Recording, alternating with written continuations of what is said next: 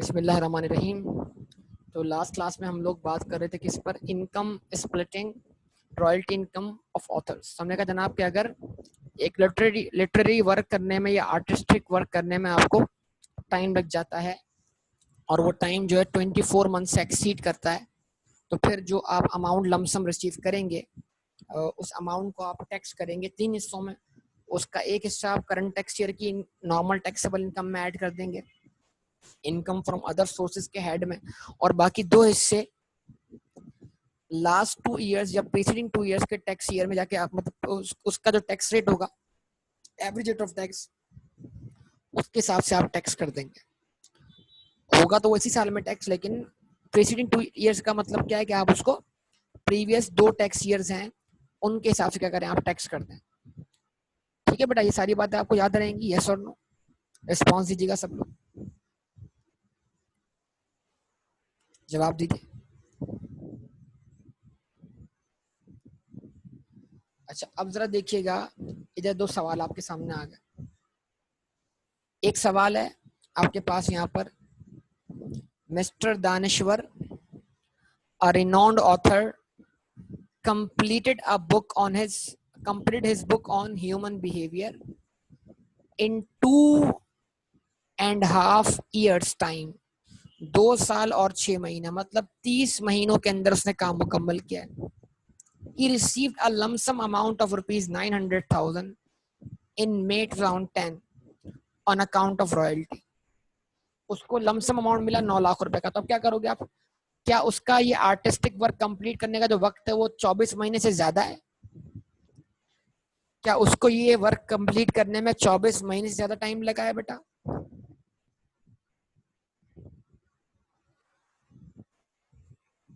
जवाब दें। तो अब क्या करेंगे आप? इस 9 लाख को डिवाइड बाय क्या कर देंगे? 3 कर देंगे। सही है। और इसके 2 हिस्से यानी 6 लाख रुपए आप टैक्स करेंगे प्रीसीडिंग 2 इयर्स के एवरेज रेट ऑफ टैक्स से, और करंट ईयर का अमाउंट आप क्या करेंगे? नॉर्मल टैक्सेबल इनकम में शामिल कर देंगे। यस और नो बताइए बेटा।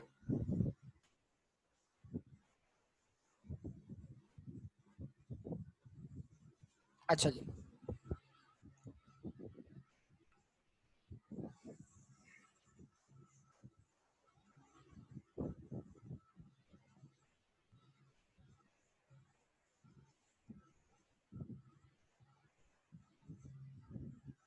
अच्छा अब उसके बाद आगे क्या लिखा हुआ है आपके पास? Mister Pansari provided the further information for the tax year 2014, receive royalty of rupees 2 million from K Publishing on a book written on wild hunting. Mr. Pansari completed the book in 19 months and all costs relating to his publications were borne by the publisher. The applicable taxes in the tax year were 2012 कितना था बेटा, और 2013 कितना था? 16% and 18%, मतलब यानी preceding 2 years का क्या दिया हुआ है उसने आपको? टैक्स रेट दिया हुआ है। लेकिन सवाल क्या है? पहला सवाल सिंपल सा है कि उसको ये काम कंप्लीट करने में 19 मंथ लगे हैं बेटा, 19 मंथ्स लगे हैं, और 24 महीने से ज्यादा वक्त नहीं लगा, तो लिहाजा ये पूरा अमाउंट जो है वो एक साथ टैक्स हो जाएगा, इसको आपको स्प्लिट करने की जरूरत नहीं है। यस और नो? क्लियर बात है बेटा? सब लोग बताइए, रिस्पॉन्स दीजिए बेटा सब। अच्छा, अब मैं यहाँ जो जंप कर रहा हूँ कहाँ पर? चैप्टर नंबर 10 की तरफ। तो अब तक हमने 4 हेड्स ऑफ इनकम पढ़े हैं, और उन 4 हेड्स ऑफ इनकम का हमने करना क्या है बेटा? उन 4 हेड्स ऑफ इनकम का हमने ये करना है कि अब हमें उनके प्रैक्टिकल प्रॉब्लम सॉल्व करना है, कुछ समझे? और जैसे अब वो आप कर लेंगे उसके बाद आपका इनकम फ्रॉम बिजनेस शुरू हो जाएगा।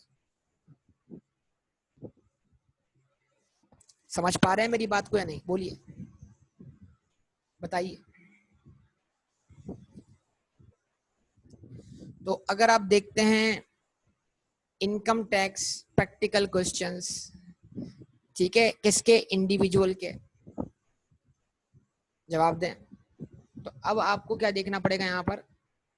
देखिए, सारी बात ये है कि आपके जो पास पेपर्स हैं वो सारे इस चैप्टर में मौजूद हैं। न्यूमेरिकल्स जो 15 से 20 नंबर के आते हैं वो इस चैप्टर में मौजूद हैं। अब इसमें प्रॉब्लम ये आता है बेटा कि जाहिर सी बात है जो पास पेपर जिस टाइम पर आया उस टाइम वाला रेलेवेंट फाइनेंस एक्ट उस वक्त एप्लीकेबल था और आई कैप ने उसका सजेस्टेड आंसर दिया उस वक्त के रेलेवेंट फाइनेंस एक्ट के हिसाब से। यस और नो बोलिए।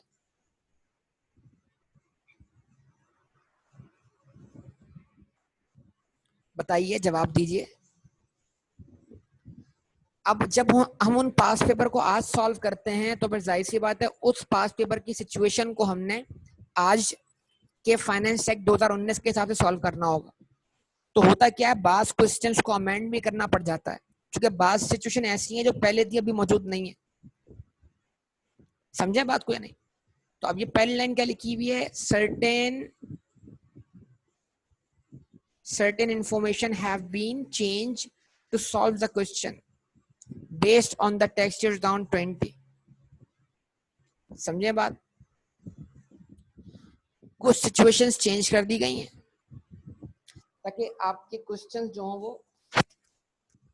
रिवाइज होकर कहाँ आ जाएं, यानी इस साल के टेक्सचर के हिसाब से बन जाए। अच्छा जी, पॉइंट नंबर 2 में बाद में पढ़ता हूँ और सबसे पहले मैं एफटीआर की मजीद बात कर लूँ। एफटीआर इनकम के बारे में मजीद मालूमात डिस्कस करने, ठीक है जी। Salient features of FTR. FTR के सैलिएंट फीचर क्या होंगे? टैक्स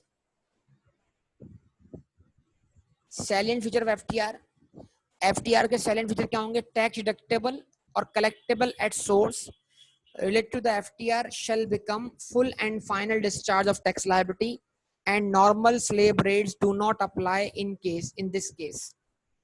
जो इनकम एफटीआर कहलाएगी उस पे जो टैक्स विथहोल्ड हुआ है वही full and final discharge of tax liability है। अब उस इनकम को नॉर्मल टैक्सेबल इनकम में शामिल करके उस पर नॉर्मल टैक्स वर्कआउट करने की जरूरत नहीं है।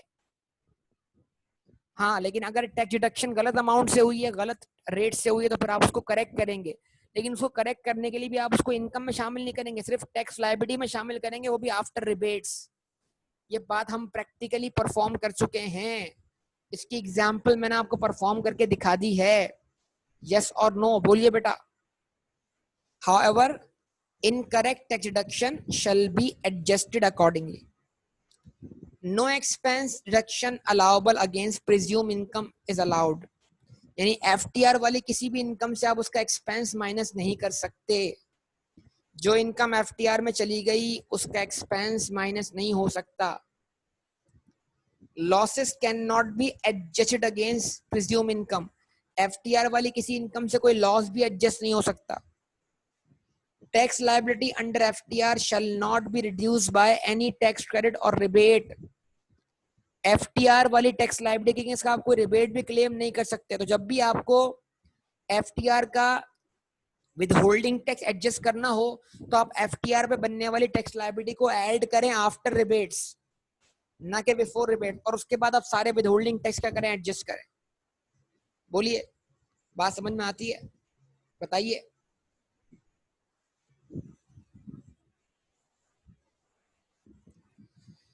यहां तक बात क्लियर है सबको बेटा? बताइए, सब लोगों से बात कर रहा हूं मैं, आप सबसे। यहां तक सबको बात क्लियर है? अच्छा जी, ओके, सही है।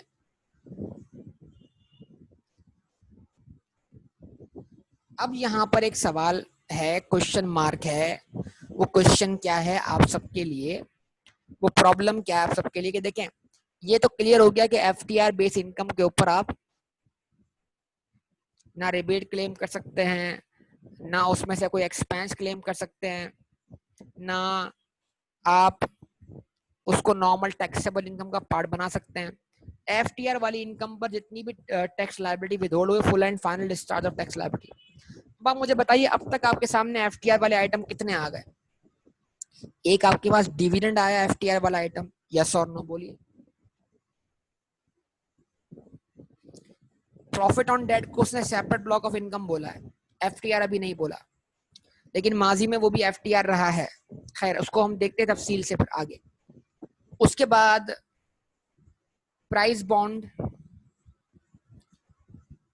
ठीक है जी, और क्रॉसवर्ड पजल, और उसके अलावा prize offered by companies for promotion of sale schemes वगैरह वगैरह। इस पर जो टैक्स विथहोल्ड होगा वो भी एफटीआर लिखा हुआ था कि नहीं लिखा हुआ था, बोलिए यस और नो, बताइए। तो जहां जहां हमने लफ्ज एफटीआर रीड किया वहीं हमें एफटीआर कंसीडर करना है, जहां लफ्ज एफटीआर इस्तेमाल नहीं हुआ वहां हमें एफटीआर कंसीडर करने की जरूरत नहीं है।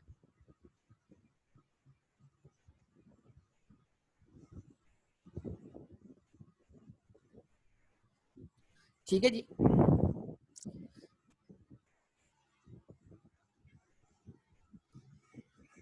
ये चीज ध्यान में रहेगी, बताइए। अच्छा, अब मसला ये आता है कि बहुत सारी इनकम्स एनटीआर हैं, लेकिन एनटीआर में रहते हुए सेपरेट ब्लॉक ऑफ इनकम है। जैसे इनकम फ्रॉम प्रॉपर्टी किसके लिए, इंडिविजुअल और एयूपी के लिए, यस और नो, बोलिए।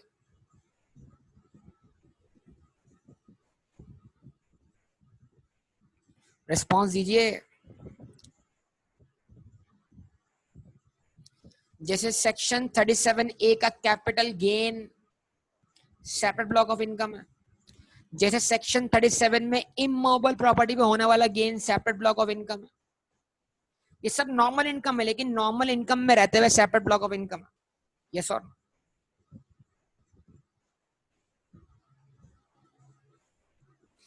तो अब सवाल क्या है कि क्या in separate block of income पर बनने वाली टैक्स लायबिलिटी के अगेंस्ट रिबेट्स वगैरह क्लेम होंगे या नहीं होंगे। जब आप सैलरीड केस या नॉन सैलरीड केस डिसाइड करेंगे तो आप इन जो जो कि आपके पास क्या है सेपरेट ब्लॉक ऑफ इनकम है उनको शामिल रहने देंगे इनकम में या नहीं देंगे। मतलब आप टैक्सेबल इनकम से डिवाइड करेंगे सैलरी को, तो आप उसके अंदर वो वाली इनकम शामिल रहने देंगे जो कि सेपरेट ब्लॉक है या नहीं है। मतलब जिस चीज को हमने टैक्सेबल इनकम का पार्ट माना ना बेटा, वो हमारी सारी नॉर्मल इनकम है। अब उसको हम माइनस करते हैं सिर्फ इसलिए ताकि हम उसके ऊपर कोई और रेट अप्लाई कर सकें, इसको हम सेपरेट ब्लॉक ऑफ इनकम का रेट बोलते हैं। क्या ख्याल है बेटा, बोलिए, रिस्पॉन्स दीजिए। तो अब ये जो पैराग्राफ आपके सामने लिखा हुआ है ना, कौन सा वाला, 2 और 3,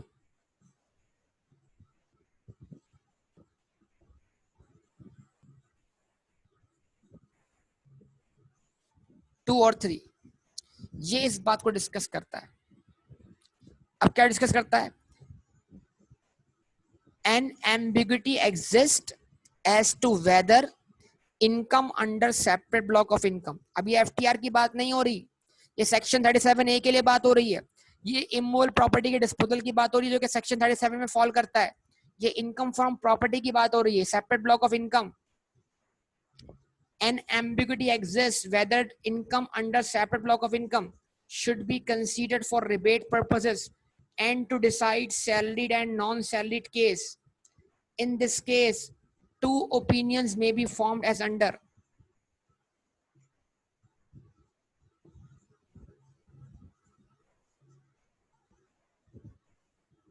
ठीक है जी, तो दो ओपिनियंस हैं। ओपिनियन नंबर 1 ये रहा, ये ओपिनियन 1 है, separate block of income should be considered for rebate purpose and so as there is no negative provision in the ordinance compared to income taxable under FTR। जैसे FTR के लिए लिखा हुआ है कि उसके अगेंस्ट कोई रिबेट क्लेम नहीं हो सकता, सेपरेट ब्लॉक ऑफ इनकम के बारे में ऐसी कोई मालूमात नहीं फराहम की गई। तो ओपिनियन नंबर 1 ये है कि हाँ, आप सेपरेट ब्लॉक ऑफ इनकम के अगेंस्ट रिबेट क्लेम कर सकते हैं। Opinion number 2, separate block of income should not be considered for rebate purpose, ये ओपिनियन नंबर 2 है। and so as the rates on separate block of income are charged normally on gross income such as on gross rent in case of property income or charge on income after considering specific expenses such as capital gain on immovable property and capital gain under section 37 है। तो ये दो opinion है। एक opinion ये है कि हाँ भाई सेपरेट ब्लॉक ऑफ इनकम और बाकी इनकम पर मिलाकर रिबेट कैलकुलेट किया जाए। दूसरा ओपिनियन ये है कि सेपरेट ब्लॉक ऑफ इनकम और बाकी इनकम को सेपरेट ब्लॉक ऑफ इनकम पर रिबेट ना कैलकुलेट किया जाए, बल्कि सिर्फ जो आपकी सेपरेट ब्लॉक ऑफ इनकम के अलावा नॉर्मल इनकम है उस पे रिबेट कैलकुलेट किया जाए? यस और नो बोलिए। अब यानी मेरे हिसाब से तो ओपिनियन नंबर 1 ज्यादा क्या करता है, प्रीवेल करता है कि जब ऑर्डिनेंस आपको रोकता नहीं है तो आपको सेपरेट ब्लॉक ऑफ इनकम पर भी आपको रिबेट कंसीडर करना चाहिए। लेकिन अब यहाँ पर एक बात लिखी हुई है आपके लिए खास तौर पर, तो मैं ओपिनियन नंबर 1 को ज्यादा प्रेफर करता हूँ, लेकिन फिर भी ICAP does not consider separate block of income for rebate purpose, and therefore we are also not considering the same in our solution। ताकि हमारे सॉल्यूशन ICAP से मैच हो जाएं तो हम भी सेपरेट ब्लॉक ऑफ इनकम में इनकम पर रिबेट कैलकुलेट नहीं कर रहे, हालांकि हो सकता है ओपिनियन नंबर 1 के हिसाब से। तो ICAP is following what opinion number 2। ठीक है जी। तो अगर आप एग्जैक्ट ICAP के सॉल्यूशन फॉलो करना चाहते हैं तो फिर ठीक है, आप भी ICAP के सॉल्यूशन फॉलो करें जैसा कि उसकी प्रैक्टिस किट में मौजूद है। क्या ये सबको क्लियर है बेटा? बोलिए,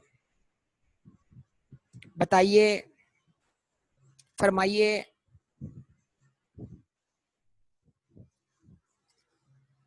तो ये अब आपकी मर्जी है। मैं आपको एक क्वेश्चन ऐसा भी करके दिखा दूंगा जहां मैं कंसीडर कर लूंगा, और मैं एक क्वेश्चन ऐसा भी करके दिखा दूंगा जहां मैं कंसीडर नहीं करूंगा। तो अगर आप ICAP के सजेस्टेड आंसर से मुतमईन होते हैं तो फिर आप ऑब्वियसली यही फॉलो करें, और इस किताब में भी यही फॉलो किया गया ओपिनियन नंबर 2 को। ठीक है। लेकिन अगर कहीं पर आपको कोई शख्स सेपरेट ब्लॉक ऑफ इनकम पर रिबेट कैलकुलेट करता हुआ दिखाई दे तो आप उसको मना मत कीजिएगा, आप उसको गलत मत बोलिएगा, उसका अपना ओपिनियन है। सही है बेटा? रिस्पॉन्स है, जवाब दे।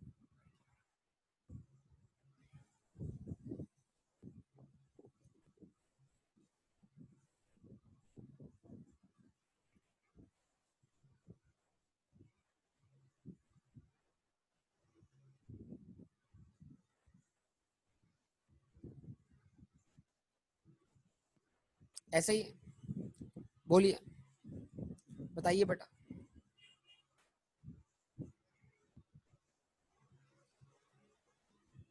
ठीक है।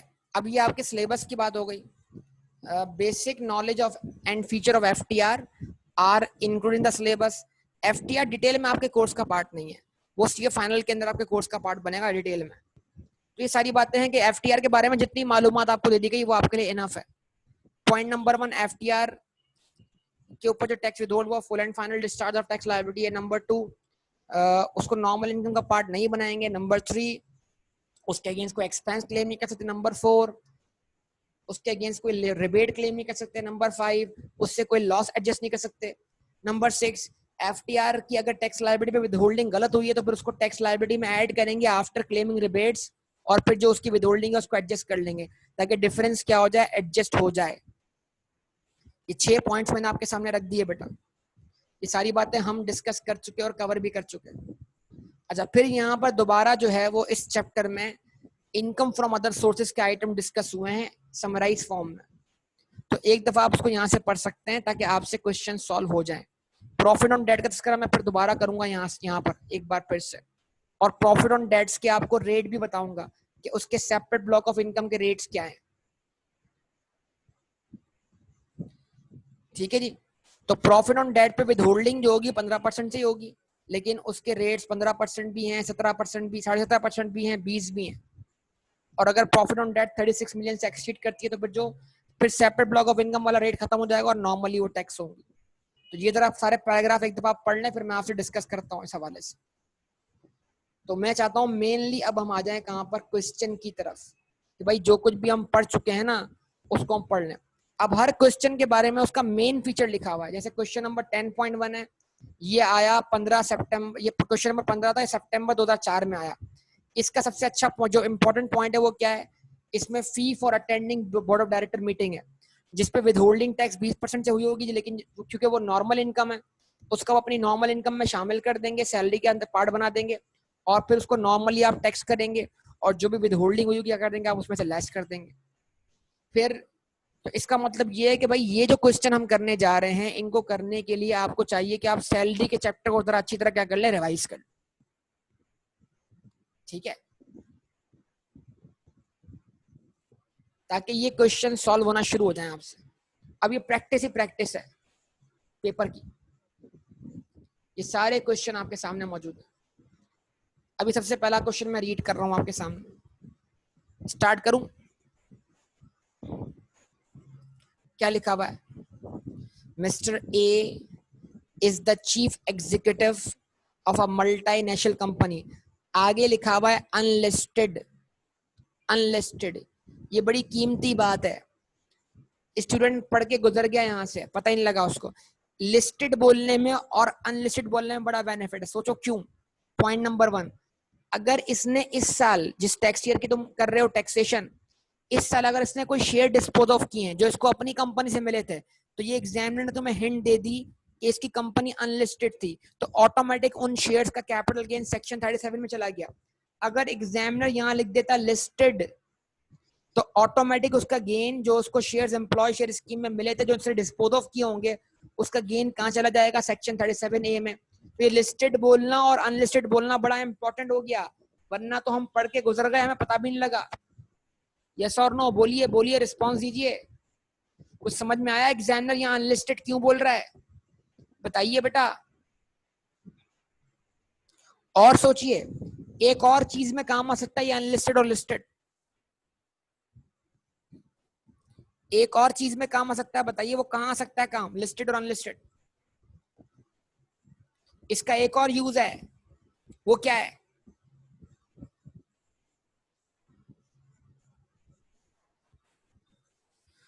रिबेट नहीं उसामा, इसलिए कि एम्प्लॉय शेयर स्कीम के तहत मिलने वाले शेयर्स पे रिबेट नहीं मिल सकता, क्योंकि वो पब्लिक ऑफर नहीं है।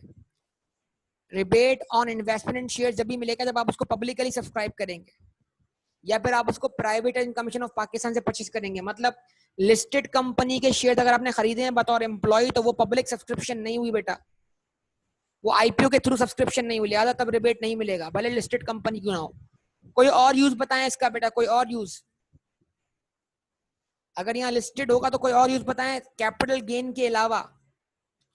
कैपिटल गेन के अलावा कोई और यूज बताएं। देखें आपकी याददाश्त कितनी काम करती है। खामोशी है, खामोशी, बिल्कुल चुपचाप बैठेंगे आप, मुझे पता है आप लोग बताएंगे नहीं। आप चले सुने बेटा,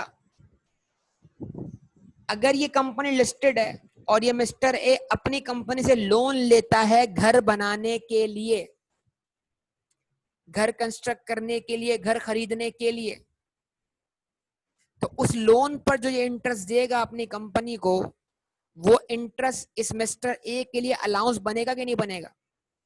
उसके लिए शर्त ये है कि जो कंपनी हो वो लिस्टेड हो। यस और नो? ऐसी कोई बात पड़ी थी माजी में हमने? तो लिस्टेड या अनलिस्टेड बोलने का एक और फायदा हो गया। अगर आप फर्ज कर लें, देखो कितना एग्जामिनर घुमा सकता है, आप सोचें यार कितने ऑप्शन है उसके पास। अगर आप समझें कि यहाँ पर अनलिस्टेड लिखा हुआ है और नीचे लिखा हुआ है कि इसने अपने एम्प्लॉयर से लोन लिया है घर कंस्ट्रक्ट करने के लिए, और उस पर वो इंटरेस्ट पे कर रहा है, तो क्या फिर आप उस इंटरेस्ट को अलाउंस के तौर पे क्लेम कर सकते हैं? नहीं कर सकते। क्यों? क्योंकि अनलिस्टेड कंपनी। बेटा जाएं और अपने पिछले तमाम कॉन्सेप्ट कनेक्ट कर लें, यही मसला है। अभी 10 चैप्टर हो गए, इस 10 चैप्टर में आपकी क्या पोजीशन है जरा देखें, आपके हालात क्या है जरा देखें। क्या कोई क्वेश्चन पढ़ते वक्त आपको पिछली सारी कहानी याद आती है कि नहीं आती? ये सबसे बड़ा मसला है। तो इस सिर्फ अनलिस्टेड लफ्ज से मैंने 2 कहानियां कनेक्ट कर दी बेटा, अल्हम्दुलिल्लाह। बोलें, दिमाग गया इस तरफ?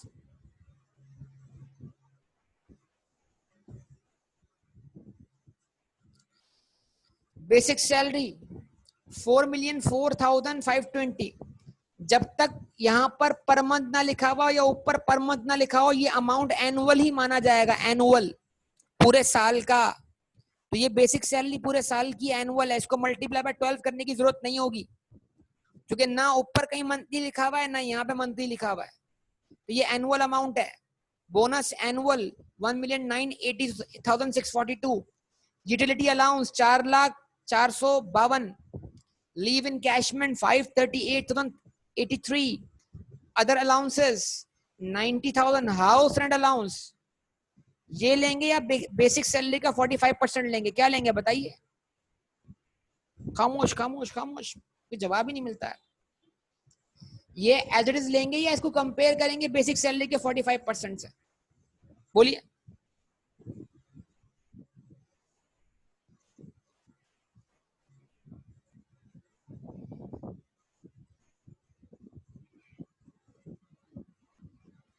कोई जवाब देना यार, आप लोग कोई खामोश जाते हैं, कोई एक बंदा यस नो बोलता है यार। बेटा ये अमाउंट लेंगे या बेसिक सैलरी का 45% लेके कंपेयर करेंगे? क्या करेंगे? Response please. बेटा ये अलाउंस है, अकोमोडेशन नहीं है। तो हाउस रेंट अलाउंस पूरा का पूरा एज इट इज आ जाएगा, as it is.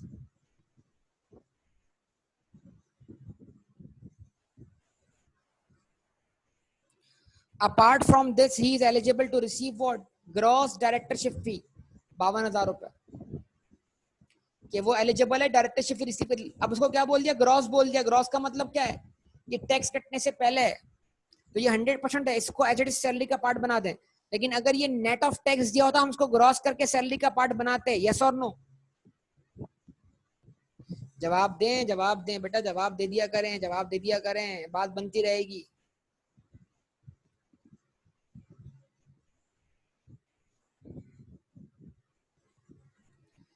The company has paid the amount after reduction of tax 20%. 52,000 का 20% 10,400 बनेगा। 10,400 माइनस करने के बाद क्या हुआ है? कंपनी ने आपको अमाउंट पे किया, लेकिन आप सैलरी में ग्रॉस अमाउंट ऐड करेंगे और जो 10,400 विदहोल्ड हुआ है उसको आप एडजस्ट कर लेंगे। इस पर आप नॉर्मल टैक्स वर्कआउट करेंगे। During the year and during the year he has sold shares। आ गई बात, जो पॉइंट था अनलिस्टेड वाला आ गया। During the year he has sold shares that were acquired through exercise of stock option 3 years ago। the gain on the sale amounts rupees 4,206,000। अब ये तो पक्की बात है कैपिटल गेन है, लेकिन ये पता नहीं लग रहा सर कि ये capital gain under section 37A है या 37 है। तो ऊपर एग्जामिनर उसको अनलिस्टेड बोल चुका है। जब वो उसको अनलिस्टेड बोल चुका है, तो ये गेन कहां फॉल कर जाएगा? ये गेन टैक्स के हिसाब से शेयर्स ऑफ प्राइवेट कंपनी में बनने वाला कैपिटल गेन है। यस और नो? तो ये गेन टैक्सेबल होगा अंडर सेक्शन 37। और ये शेयर्स कब एक्वायर किए गए थे? 37A में। कैसे 37 में भाई? ये शेयर एक्वायर किए गए थे 3 साल पहले, तो इसका holding period is what? More than 1 year. तो अगर holding period more than 1 year होगा तो 25% गेन क्या होगा? एग्जेम्प्ट होगा, एग्जेम्प्ट। और 75% क्या होगा? टैक्सेबल होगा। और सेक्शन 37 का कैपिटल गेन नॉर्मल इनकम है, इसका 75% निकाल कर इसको नॉर्मल इनकम में ऐड कर दें। ये सेपरेट ब्लॉक ऑफ इनकम नहीं है। ये सारी बातें आपको लग रही हैं, याद आ रही हैं बेटा? अगर नहीं आ रही तो बहुत बुरे हालात हैं, यकीन करें।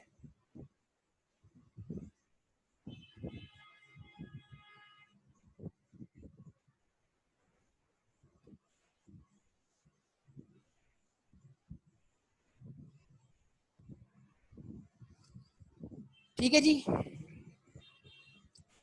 He also owns a property which he has let out on rent। इसके पास एक प्रॉपर्टी है जो उसने किराए पे दे दी है, let out। ठीक है जी। For the whole year, the let out on rent, the details of rent received and expenses incurred are as follows। Rent कितना है? 40,000 पर मंथ है। Property was let out on rent for the whole year. The annual letting value कितनी है बेटा? 4,50,000। तो actual rent निकालो, 4 lakh multiply by 12। Actual rent निकालो, 4 लाख मल्टीप्लाई बाय 12। जवाब दो भाई, जवाब दे दो, जवाब दो।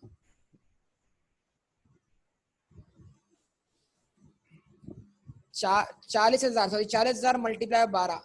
40,000 मल्टीप्लाई 12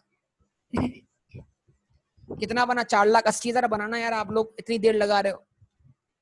तो actual rent 4,80,000, fair market rent 4,50,000, whichever is higher. 4,80,000।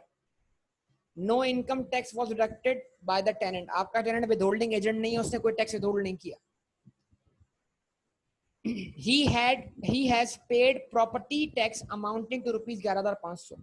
अब क्योंकि ये बंदा इंडिविजुअल है तो ये अपनी प्रॉपर्टी इनकम के अगेंस्ट एक्सपेंस क्लेम नहीं कर सकता। During the year he has paid rupees 6,000 for repair and maintenance, कोई फायदा नहीं है, कोई फायदा नहीं है। जवाब दें बेटा। He has also earned amount of rupees 6,500 on PLS profit loss sharing account, interest income earn की है उस, जो कि सेपरेट ब्लॉक ऑफ इनकम है। During the year the following amounts were withheld at source towards income tax, तो उसकी income पर जो टैक्स कटा वो क्या है?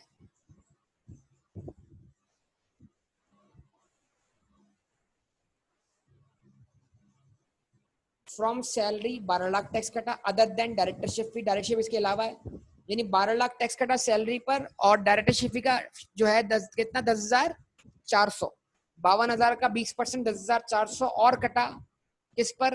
डायरेक्टरशिप फी पर, वो भी आप विदहोल्ड करें, वो भी आप एडजस्ट करेंगे जो विदहोल्ड हुआ था। और profit and loss sharing account पे कितना कटा है टैक्स? 650। अब 6,500 कितना बना बेटा? 10% बनता है ना 6,500 का। 6,500 का निकालें अगर हम 10% तो वो 650 बनता है। अब आप ये देखिए कि प्रॉफिट ऑन डेट पे टैक्स रेट क्या है, वो आप अप्लाई करेंगे। 15% रेट अभी अप कर आए हैं पीछे, ऐसा है कि नहीं? ये प्रॉपर्टी के टैक्स, ये क्या कहते हैं, प्रॉफिट ऑन डेट के टैक्स रेट यहाँ दिए हुए हैं आपको इसी चैप्टर में, ताकि आप आसानी से क्या कर सकें,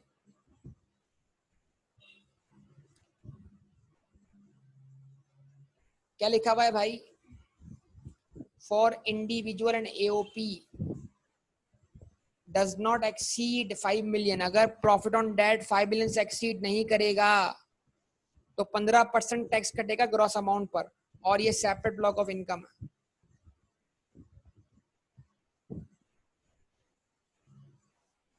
ये मैं किसके टैक्स रेट दिखा रहा हूं आपको?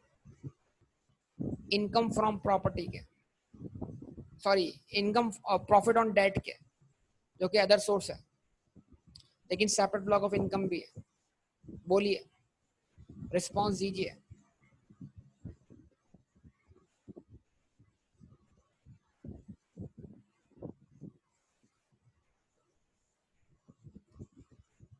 अब बताइए कि क्या आप इस क्वेश्चन को सॉल्व कर सकते हैं, या मैं स्टार्ट करूं?